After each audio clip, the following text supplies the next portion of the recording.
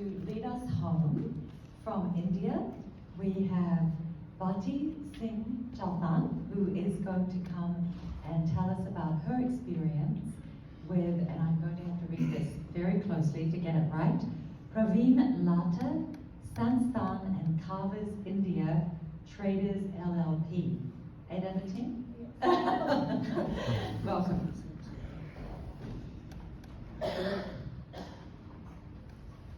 Hello everyone. When I was 12, I had my first periods. My mother gave me a piece of cloth to stop the blood. But she also warned me not to talk about it to anyone. Meanwhile, my brother had a terrible fall due to which he was left paralyzed. My parents gave up everything for his care and I was sent to live in my aunt's house in Jaipur. When my period began, I was careful not to tell her. I used a scrap of cloth which I could find and even a newspaper, but did not knew it had to be hygienic. Very quickly, I had serious health problems and I had to tell her that I was bleeding. My aunt believed in the traditional taboos around menstruation. She made me sit in the corner of the room, asked me to take bath before the sunrise. I was forbidden to enter the kitchen nor touch the pot. I was not even allowed to play with my friends or attend family functions.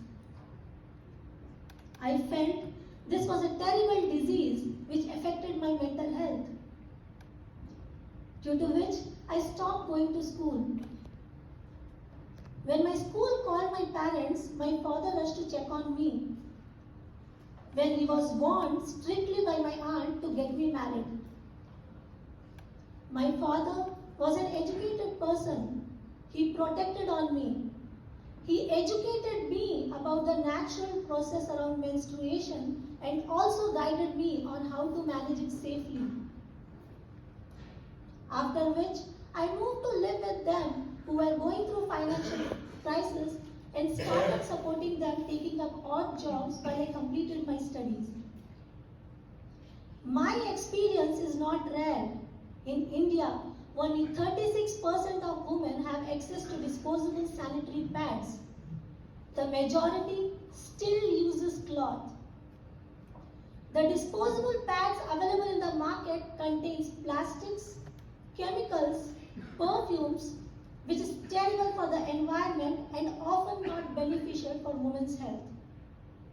So, for the majority of women who choose cloth as a solution, I created a hygienic, eco-friendly product that a woman can reuse, afford, and eventually dispose of responsibly.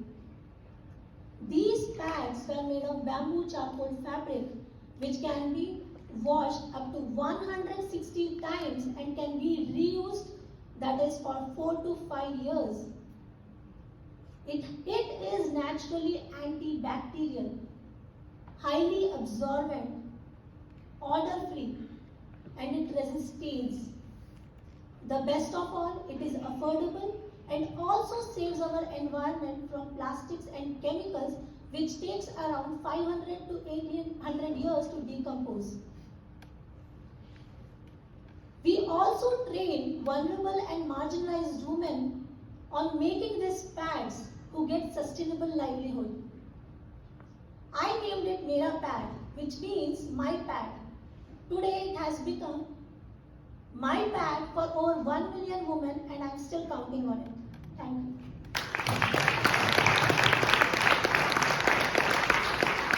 So you can see crowdsourcing these incredible women solutionaries who then act as role models for others.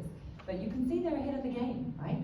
This innovation that we can help replicate and take to scale.